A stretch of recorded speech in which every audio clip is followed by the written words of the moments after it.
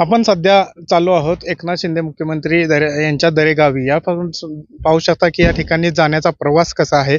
बोटीतूनच हा प्रवास संपूर्ण पाण्यात जो जो जो प्रवास आहे शिवसागर जलाशयातून करण्यात येतो, जो की कोयनेचं बॅकवॉटर मानलं जातं. यातून प्रवास केला जातो. ज्या बोटीतून ज्या होडीतून ज्या गाड्या आहेत टू व्हीलर हा चढवून पुढे प्रवास करायला लागतोय. हा प्रवास अत्यंत बिकट झाला होता. याच्यात सुधारणा होऊन मुख्यमंत्री एकनाथ शिंदेने या ठिकाणी तरापा हे सुरू करण्यात आला आहे. या आधील प्रवास आपण कसा राहणार आहे, येथील परिस्थिती काय आहे हे जाणून घेणार आहोत. आपण सध्या दरेगावात मुख्यमंत्री एकनाथ शिंदे यांच्या गावी चाललो आहोत. प्रवास बघितला तर आपण बोटीतून करतोय आहे.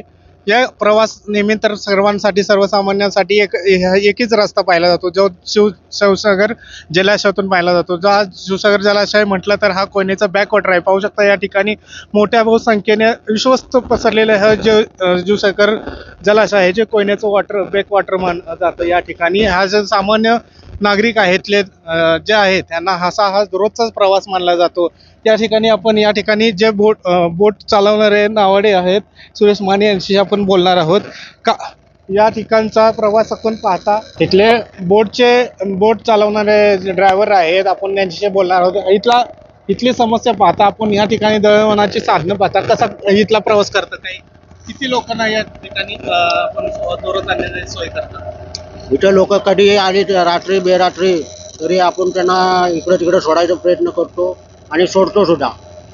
आणि इकडं दुर्गम भाग आहे. आता साहेबांनी बरीचशी सेवा केलेली आहे. रस्त तरापा आणि पुलाचं सुद्धा काम चालू केलेलं आहे. आता बऱ्यापैकी म्हणजे आमचा भाग सुधरू शकतो.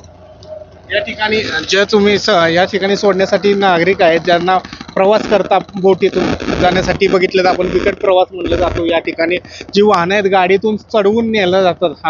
हा प्रवास एकदम बिकट प्रवास जातो, जो की धोकादायक मी मानला जातो. या प्रवासामध्ये कोणते दुर्घटना होऊन आपण कुठल्या सुरक्षा बाळगतोय.